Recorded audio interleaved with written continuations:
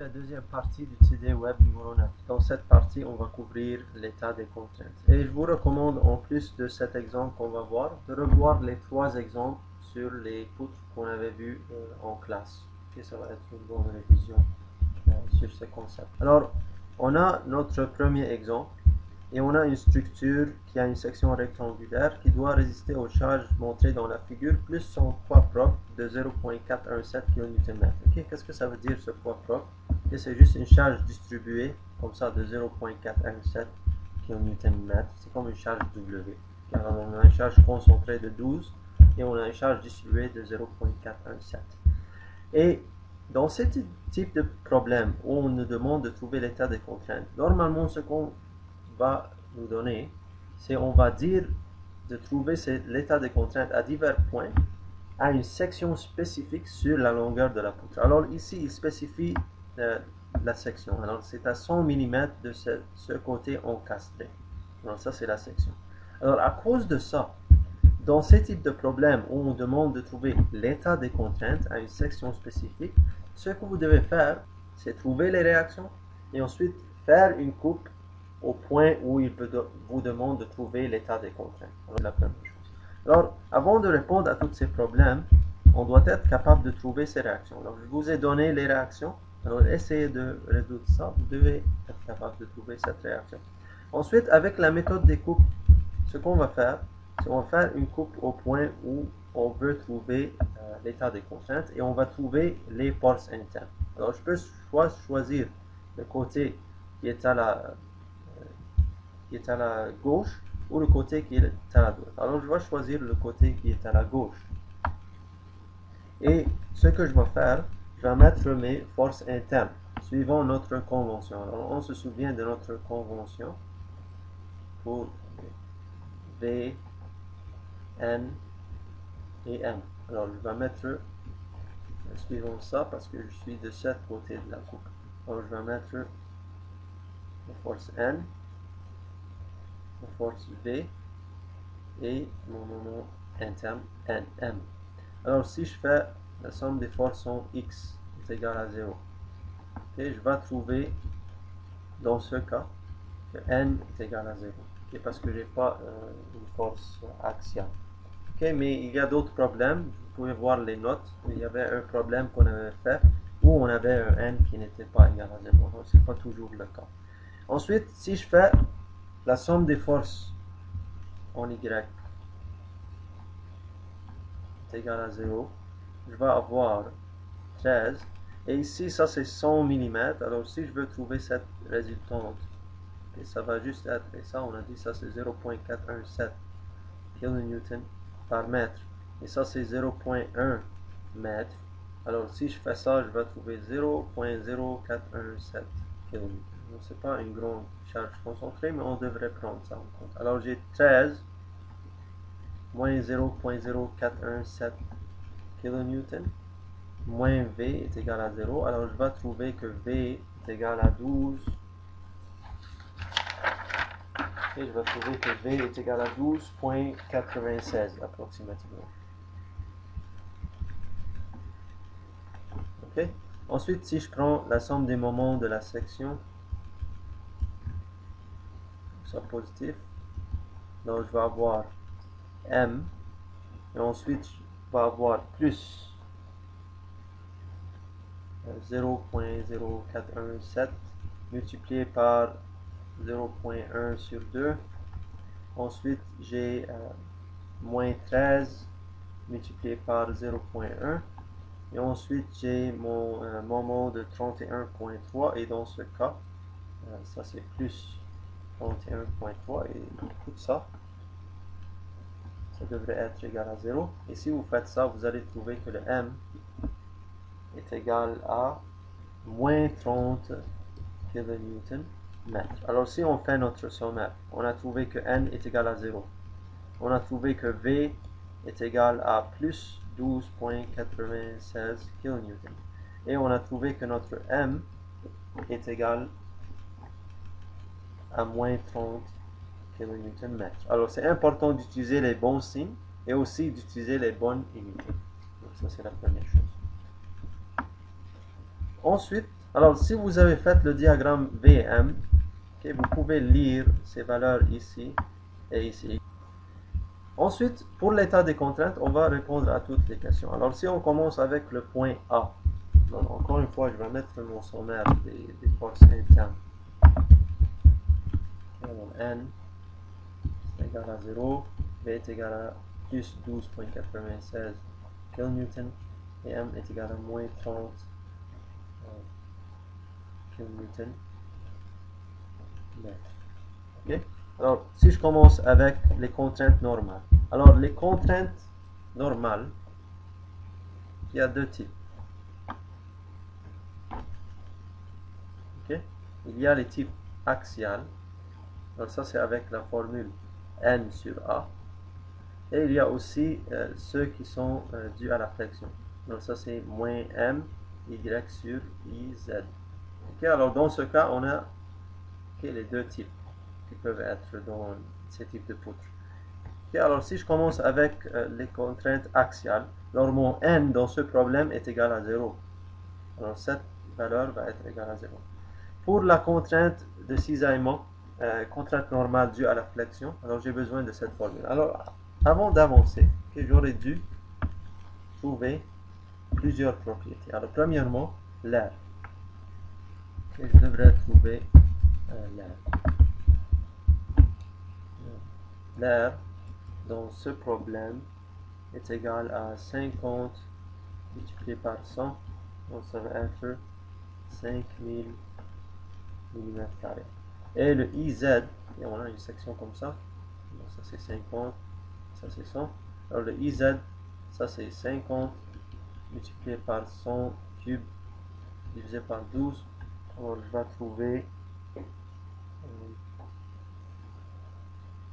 4,17 10 à la 6 mm². Ok? Bon, maintenant on va commencer. Alors on a dit que la contrainte axiale est égale à 0 et dans ce tableau, je vais trouver toutes les valeurs, je vais utiliser Newton et millimètres et ça va me donner les valeurs, les résultats en MPa. Alors si je commence avec ici la contrainte de flexion, alors j'ai moins, et j'ai toujours ce moins à l'extérieur. Ensuite mon M c'était égal à moins 30 kN mètre. Alors si je veux mettre ça en newton millimètre, alors ça va être moins 30, 10 à la 6. Et mon YA dans ce cas, et c'est quoi l'YA dans ce cas? Alors ça c'est mon axe Z. Alors le Y, le point A il est ici. Alors le YA ça va juste être 50. Ensuite le IZ on vient de trouver c'est 4,17 10 à la 6. Et toutes ces valeurs sont en newton et millimètres. Alors si vous faites ça, vous allez trouver une valeur de plus 360 MPa. Ensuite, pour les contraintes de cisaillement. Okay. Donc vous avez deux types. Alors vous avez contraintes de cisaillement dues à la torsion et aussi dues à la flexion et dues à l'effort tranchant V. Alors pour la torsion, ça c'était R divisé par IP. Et ça c'est normalement 0. Et si vous avez une poutre comme ça, ça va être 0. La seule façon que vous allez avoir de la torsion, c'est si vous avez des torques externes, des moments de torque externes. Pour la flexion, on va utiliser cette formule. V, Q, I, Z, T. Alors, on a ça dans ce problème. Et ici, ça c'est toujours 0. Alors, si on examine pour le point A, c'est quoi le Q? On a dit pour le Q, on va juste passer une ligne au point où on veut trouver la contrainte de cisaillement. Et ensuite, on va prendre l'air qui est dans la direction opposée à l'axe neutre. Alors, si vous voyez ici, l'air est égal à 0. Alors, la contrainte de cisaillement au point A est égale à 0. Avec ça, je peux maintenant trouver l'état des contraintes. Alors, pour les contraintes normales, je vais prendre les deux contributions, axiale et de flexion. Et si vous faites ça, vous avez 0 plus 360, alors c'est égal à plus 360. Alors, ça, c'est plus 360 en traction. Et la contrainte de cisaillement est égale à 0. Donc ça va être 360, comme ça, pour la direction X. Direction Y, j'ai rien, et les contraintes de cisaillement, j'ai rien. Ensuite, pour le point B, okay, alors, encore une fois, je vais juste trouver toutes ces valeurs. Alors, la contrainte axiale, ça c'est encore une fois, c'est égal à 0. Contrainte de flexion pour le point B. Alors, j'ai mon M, j'ai mon IZ et je vais évaluer mon YB. Alors, si ça c'est l'axe Z, le point B est exactement sur l'axe neutre, okay, dans ce cas. Alors, ça va être égal à 0 parce que mon YB est égal à 0. Pour le Q, dans ce cas, c'est pas égal à 0. Alors, je vais... Et pour trouver le Q, on a dit... Et vous pouvez revoir le TD Web qui porte sur les contraintes de cisaillement, sur l'effort tranchant. Vous allez voir, ça c'est le Q. Je passe une ligne sur le point où je veux trouver la contrainte de cisaillement et je vais utiliser, ça c'est, on a dit, ça c'est le I prime, A prime. Et le Q, c'est juste la somme de A prime multiplié par Y prime. Alors dans notre cas, ça c'est 50 et ça c'est 50. Alors ça va juste être 50 multiplié par 50. Et le Y prime, c'est de l'axe neutre jusqu'au centre de gravité de l'élément A prime. Donc ça va être multiplié par 25. Et si vous faites ça, vous allez trouver 62,5 10 à la 3 mm3. Vous avez cette valeur. Le V, on vient de dire, c'est égal à 12,96. Donc vous allez mettre ça. Ça va être 12,96 kN. Alors je vais mettre ça 10 à la 3 parce qu'on veut travailler en newton et millimètres. On va mettre notre Q qui est égal à 62,5 10 à la 3. Notre IZ qui est égal à 4,17 10 à la 6. Et notre T dans ce cas c'est égal à 50. Et si vous faites ça, vous allez trouver approximativement 3,87 MPa. Et si je fais mon sommaire, contrainte axiale plus contrainte de flexion, c'est égal à 0. Et contrainte de cisaillement, c'est 3,87. Et on a dit pour les contraintes de cisaillement, ce qu'on va faire, c'est juste utiliser l'inspection. Alors ici, notre V, ici on avait utilisé la méthode des coupes et on avait trouvé que le V est égal à plus 12,96 kN. Alors parce que j'ai un plus, si j'examine notre méthodologie, on avait dit que le V positif c'est toujours comme ça, clockwise. Alors ça veut dire que cette contrainte de cisaillement, parce que mon V est positif, ça va aussi suivre ça. Donc j'ai juste besoin de cette valeur ici, de cette direction. Donc ça veut dire que la contrainte de cisaillement ici, ça c'est 3,87 comme ça. Et celle-là va être comme ça. Et ensuite, on a dit au coin toujours les flèches, ils se touchent. Alors ça va être comme ça.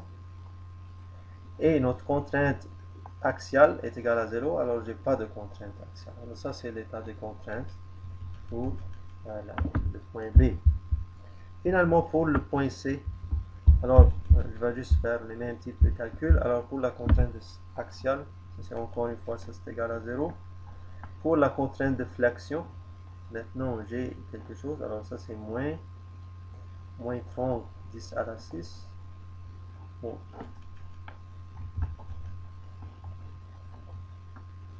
Mon IZ, ça c'est 4,17 10 à la 6. Et ensuite le Y, c'est YC. Le YC, donc si j'examine, je vois 10 mm vers le bas de l'axe neutre. Alors ça va être moins 10. Et si vous faites ce calcul, vous allez trouver moins 72 MPa. Ensuite, pour la contrainte de cisaillement, donc pour le Q, vous passez une ligne au point C et vous prenez l'air qui est dans la direction opposée. Alors ça c'est l'air, ça c'est A prime. Alors si vous faites somme A prime multiplié par Y prime, dans ce cas, ça va juste être égal à... Une seconde. Donc ça c'est juste 50 multiplié par 40 multiplié par le Y prime, c'est égal à 30. Alors si vous faites ça, vous allez trouver 70 à la 3 newton, millimètre, je veux dire millimètre cube. Alors si vous mettez la valeur de V, la valeur de Q, la valeur de I, la valeur de T, vous allez trouver 3.71 MPa. Donc, si vous faites le sommaire, j'ai contrainte normale axiale est égale à 0, plus la contrainte de flexion, ça va me donner moins 72 total. Et ensuite, la contrainte de cisaillement, j'ai 3.71. Et encore une fois, on a dit on va utiliser l'inspection. Alors ici, notre V est positif. Alors la direction, ça va être comme ça. Clockwise. Alors je vais mettre la contrainte de cisaillement. 3.71.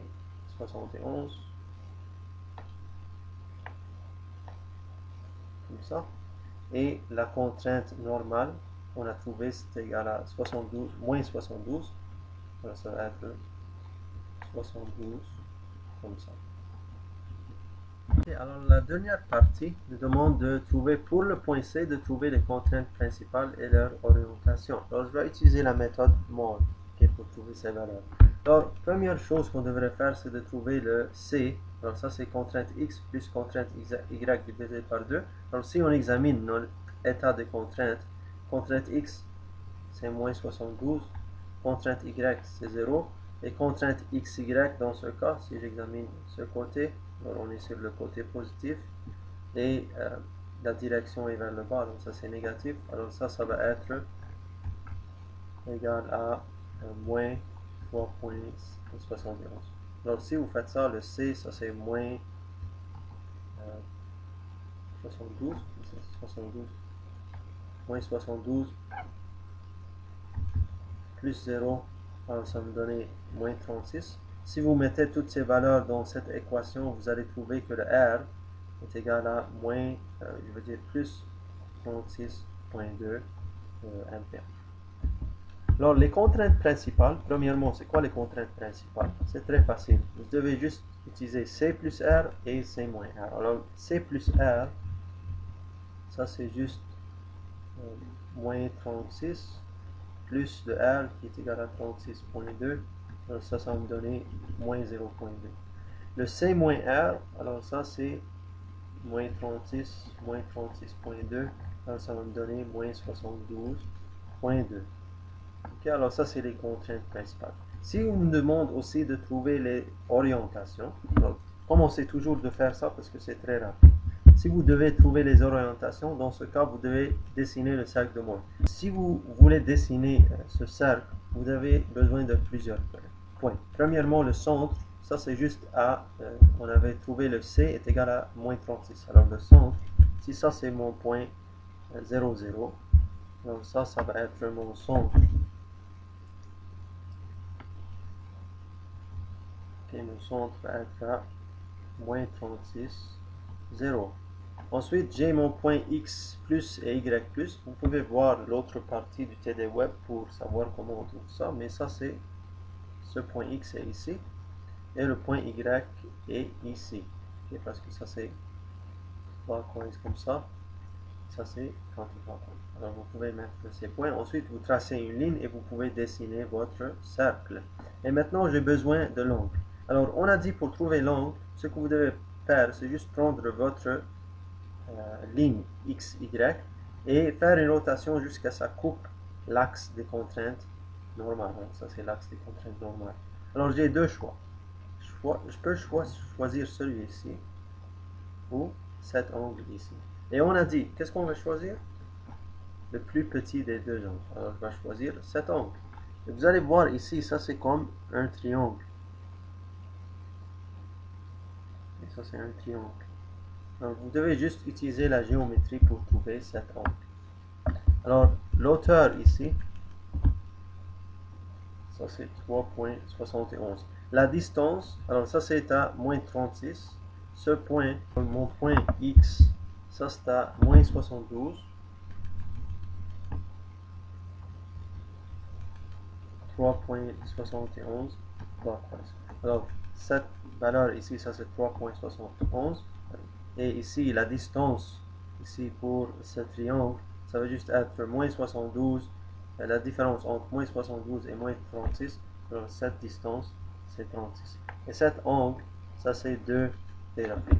Alors, si vous faites ce calcul, okay, vous allez faire tan 2 thérapie est égal à 3.71 divisé par 36, vous allez trouver une valeur de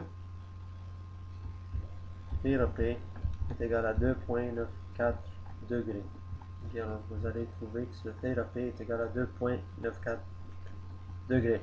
Alors, cet angle 2.94. Alors, si j'examine ici, est-ce que je suis allé clockwise ou counterclockwise? Je suis allé dans cette direction. Alors, je suis allé counterclockwise.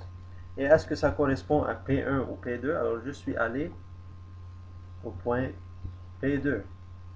Ça, c'est le point P1. Alors, je suis allé vers P2. Alors, à cause de ça, ça correspond à P2, la contrainte principale P2. Alors, ça, c'est contrainte principale P2. Et ça, c'est la contrainte principale P1. Donc, pour P2, l'angle est égal à 2.9 degrés et la valeur était de moins 72.2. Donc, ça, c'est 72.2. Mais on a trouvé que c'est négatif, alors c'est compression. Et cet angle, okay, alors oubliez cet angle ici. Alors, cet angle, ça c'est 2.94 degrés.